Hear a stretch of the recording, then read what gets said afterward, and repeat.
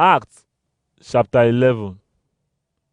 The apostles and the brothers wey dey Judea come hear say Gentile people too don receive God word. So when Peter reach Jerusalem, the believers wey be Jew come begin argue with am say, "You go chop with people wey dem not circumcise." but Peter tell them everything wey happen. He come say, As I dey pray for Joppa, I come see vision. For inside the vision, I see something wey be like tree. They come down small small from heaven. Dem hold am for four corner, and it come stop for my front. As I look inside, I come see animals wey get four leg, bush meat, the ones wey dey creep, and different birds. I still hear one voice wey tell me say, "Get up, Peter, kill some, make you chop." But I answer, "Oga, I no fit, because since dem born me, I never chop anything wey no dey clean." But the voice from heaven come tell me again, "Wetin God don make clean, make you no forbid am." This thing happen 3 times. Then the tray come go heaven back. Na that same time, 3 men wey dem send come meet me for Caesarea come reach the house where we dey stay.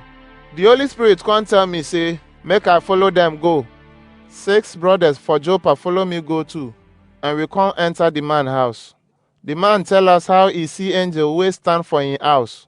Come tell am, send people go Joppa go call Simon wey dem dey call Peter. When he come, he go give you the message wey God go use take save you and your family. And when I start to talk, the Holy Spirit come enter them, just as he enter us for the first time.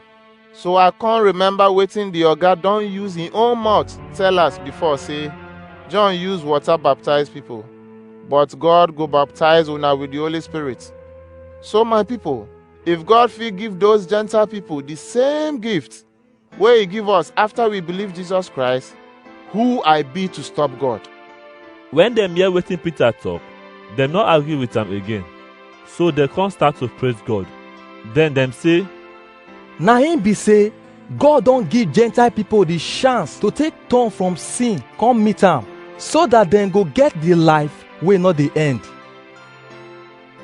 all the people wey scatter comot from Jerusalem the time wey dem kill Stephen come travel go far place like Phoenicia, Cyprus and Antioch. Dey preach give only Jew people. But some of them wey come from Cyprus and Cyrene come go Antioch dey talk to the Greek people about the good news wey concern Jesus Christ. God power dey with them, and many people wey believe come begin dey follow Jesus Christ. When the people for the church wey dey Jerusalem hear the news, they come send Barnabas go Antioch. When they reach there come see how God don bless the people, he happy well well, come encourage them say make them continue to worship God with all their heart. Barnabas na better person. The Holy Spirit dey inside am and he get faith well well. So many people come begin follow Jesus Christ. Barnabas comot from there go find Saul for Tarsus, and when he see am, he come take am go Antioch. Barnabas and Saul stay there for 1 year dey teach the people wey dey the church, and na for there dem for first call the disciples Christians. For the same time, some prophets come go Jerusalem from Antioch. One of them wey him name be Agabush get up, and the Holy Spirit come put word for him mouth say, Heavy hunger go happen for the whole world. This thing happen the time wey Claudius dey rule.